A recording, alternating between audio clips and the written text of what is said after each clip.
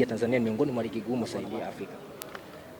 Nadhani discipline ndio kitu cha kwanza ambacho mimi naweza kusema kwetu sisi kama tayari kama binadamu. Discipline ni kitu ambacho inaweza kukupa consistency.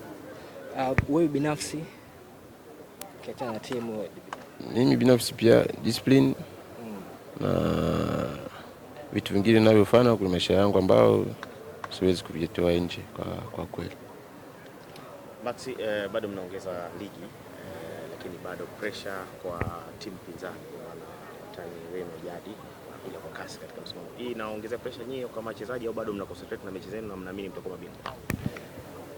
Niliwahi kusema siku moja kwamba sisi tumefanikiwa kupata ubingwa kwa misimu hii iliyopita. Kwa hiyo ni sisi kuendelea kupambania huo ubingwa wetu. Kwa hiyo tuangalie kwamba wapinzani hao watu wengine wamefanyaje, ni sisi tu concentrate kwenye result kwenye mechi zetu na tuendelee kufanya vizuri na tunaamini itakuwa fresh. Maxi, kwenye duru ya kwanza kulikuwa kuna ugumu kiasi gani kupata matokeo kwenye uwanja wa away? Ugumu unakuja nyingi unavyokuja swala la mara nyingi tuseme ya uwanja.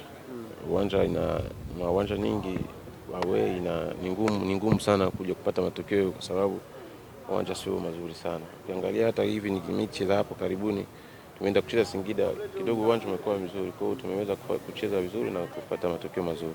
Ukirudi huko kwenye pitch kama ya Dodoma au ya kule nyingine ni ngumu kidogo kuweza kufanya hata kile ambacho kocha anahitaji. Pengine sasa hivi ugumu umeongezeka zaidi tofauti na misimu iliyochukua. Kweli ugumu umeongezeka na nadhani katika hii msimu wangu wa tatu kuliko msimu wa kwanza na sasa hivi naona kuna namna timu zinakuwa bora zaidi. Maxi, baada ya kupata sare kwa michezo mitatu mfululizo mliporudi kwenye jumba, mwalimu alikuwa anawaambia nini hasa? Nini ambacho mlikuwa mnazungumza kama wachezaji na benchi la ufundi kwenu? Sisi kama wachezaji baada ya hiyo mechi ya mwisho ya Mtibwa tumekuwa disappointed na matokeo, lakini ndio hivyo, sehemu ya mpira na sehemu ya kazi yetu, tumekubali.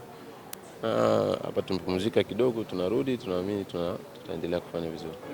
Moja ya kitu ambacho walikiandika Africans kwenye ukurasa wa Instagram wanasema kwa moja changamoto ambayo mlikuwa mnaipitia kama timu ni playing style, kwa maana aina yenu ya uchezaji. Na wewe ilikukuta sana hiyo, pengine ulikuwa unaona ilikuwa ni sababu nyingine ambayo ilikuwa kutopata matokeo hasa kwenye hizi mechi hizi tatu mfululizo zilizoisha? Nadhani hayo ndio ni mambo ya technical staff. Mimi kama mchezaji kuingilia hayo mambo sio vizuri sana, lakini kwa namna yote hao wengine mimi nadhani kwenye hizo mechi za nje uwanja umetu.